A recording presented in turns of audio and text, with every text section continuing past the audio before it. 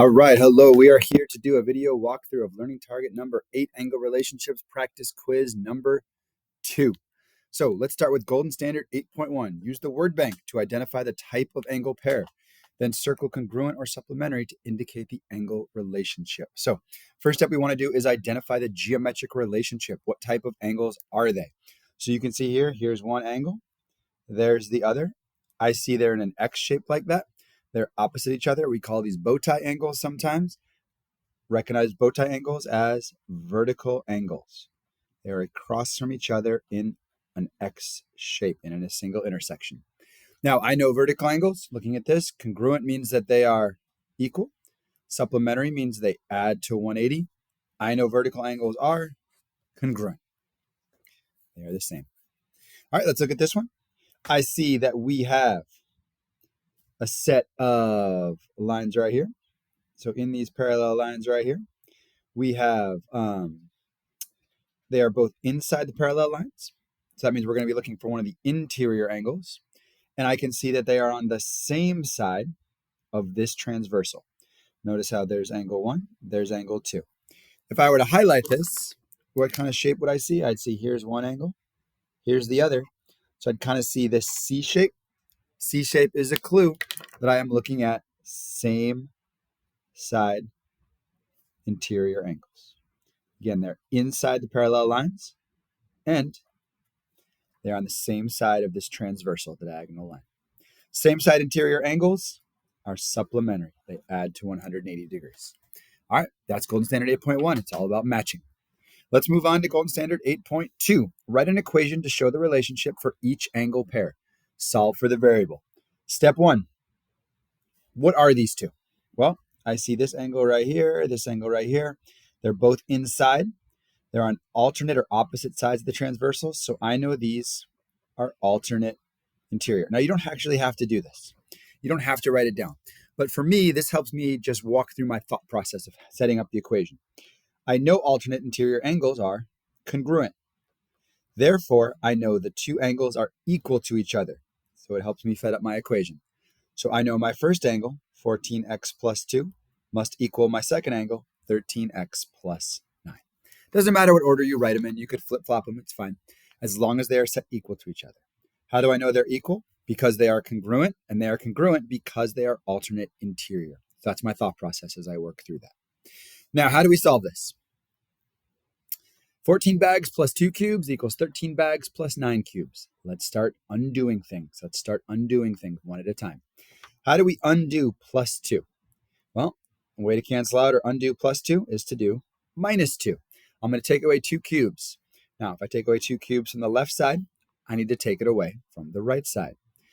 I can't take cubes away from bags, take cubes away from cubes. So I take 2 away from the 9. I'm going to encourage you every time, rewrite your equation. What's left? It'll help you stay organized. Those cancel out, so I'm left with 14x, 14 bags, equals, keep the equal sign right there on that central line. 13 bags, 9 minus 2 is 7. Now I like this. I got all my cubes on one side. What else can I take away? What can I cancel out? I want all my bags on one side, my x's on one side, cubes on the other, numbers on the other.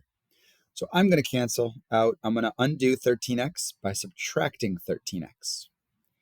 When I do that, I take it away from both sides, take 13x away from both sides.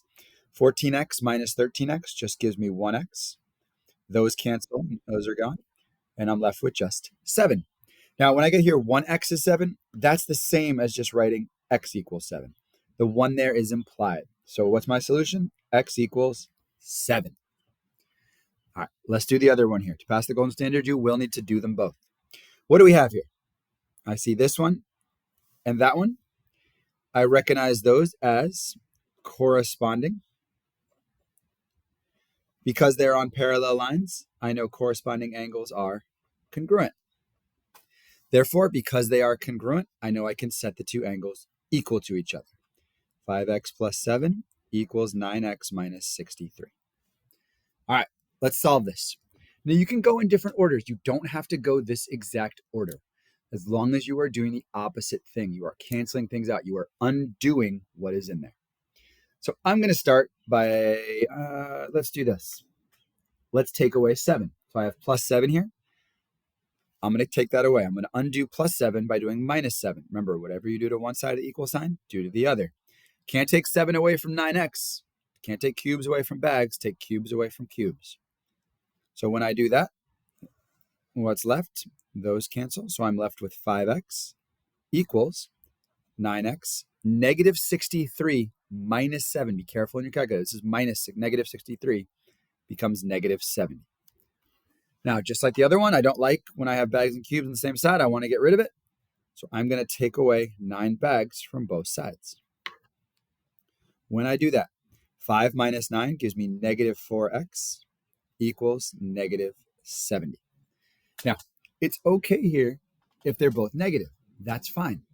Think if it was positive, 4x equals 70. Well, how many cubes are in 4 bags? This time we're just talking about negative 4 cubes. Another way is this is negative 4 times x. What's the inverse? What undoes negative 4 times x? The opposite of multiplying? Divide. So we're going to divide both sides by negative 4. What does that equal? Those cancel, so I'm left with just x equals 17.5. Negative divided by a negative becomes a positive. So x equals 17.5. All right, those are our 2 golden standards. Let's move on to the back side.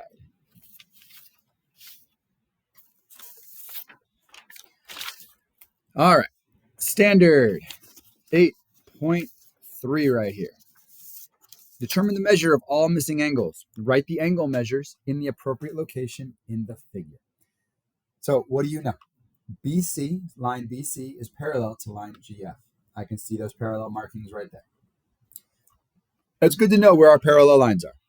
The measure of angle ABC is 130 degrees, and CDF equals 80. Now, first step I like to do. 1, I like to look for vertical angles and linear pairs. Start there. What do we see?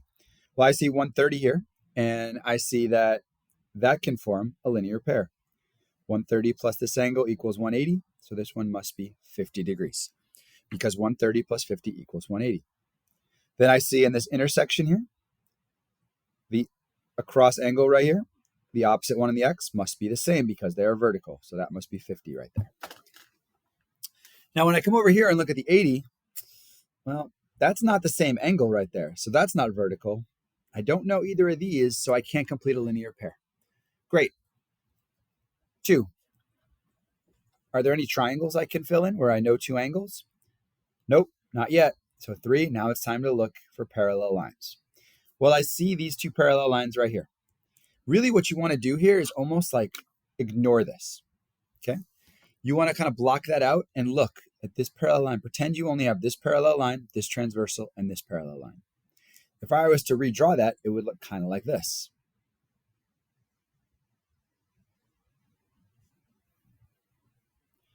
Where, let's see, this is 80. It's not really drawn to scale, but you're going to get the idea.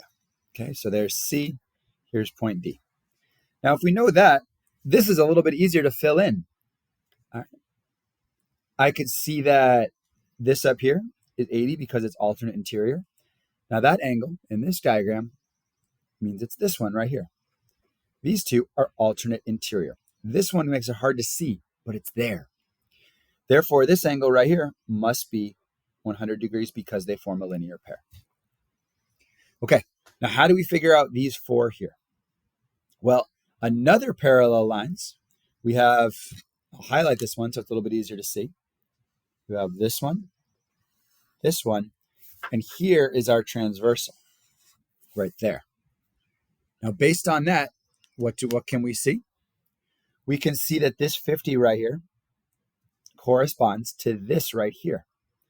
Those 2 correspond, so this must be 50. 50 degrees here corresponds to 50 degrees here. Now, because these 3 must form a linear set, must form 180 degrees, 50 plus 80 is 130, means this must be 50 as well. We can check, look at this triangle right here. Do the 3 angles add to 180? 50 plus 50 is 100, plus 80 is 180. It's a good way to check to know if you are in the right place. All right, let's look down here. We see we have a linear pair right there. 50 plus what is 180? That must be 130, which, check this out. Turns out it's corresponding with this angle. Those two are corresponding. Last one, 50 plus what plus 80 is 180. That must be 50 as well. It's actually vertical across there. And it's also corresponding to this one. And there you go. We have filled in every angle measurement on there. All right. Let's move down to the next one. Last one, 8.4. Now, 8.4. A lot of this comes from reading carefully. Read the question carefully. Think about all the information you know, and then use it. So what do we know? Triangle ABC is an isosceles triangle with sides AB and BC congruent. So if this is an isosceles triangle, AB and BC, what do we know from right away? We know that this angle and this angle must be congruent because it's an isosceles triangle. Point M is the midpoint of segment BA. So that means M is in the middle. What does that mean? It means that this side must be congruent to that side. Now, if that's the case, and we know that BM is 26, that means MA must also be 26.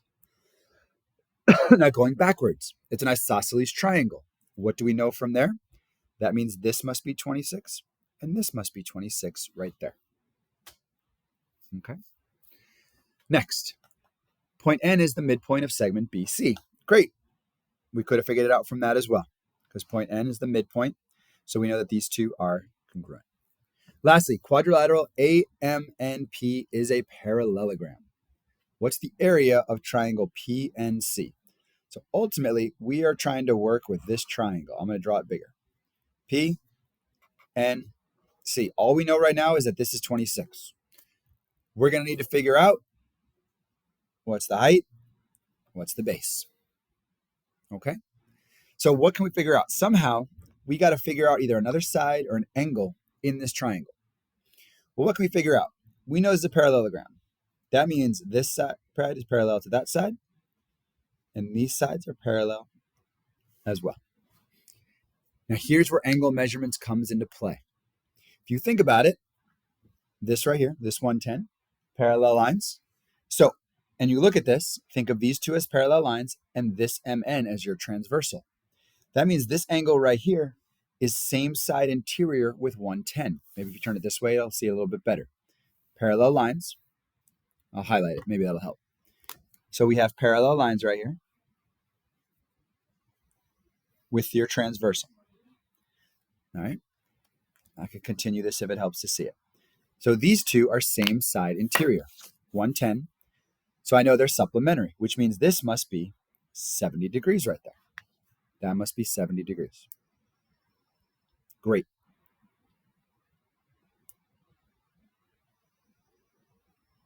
So keep going from there. What else do we know? Well, we know that this one down here must be 110 because these two are same side interior. And this one must be 70, same side interior.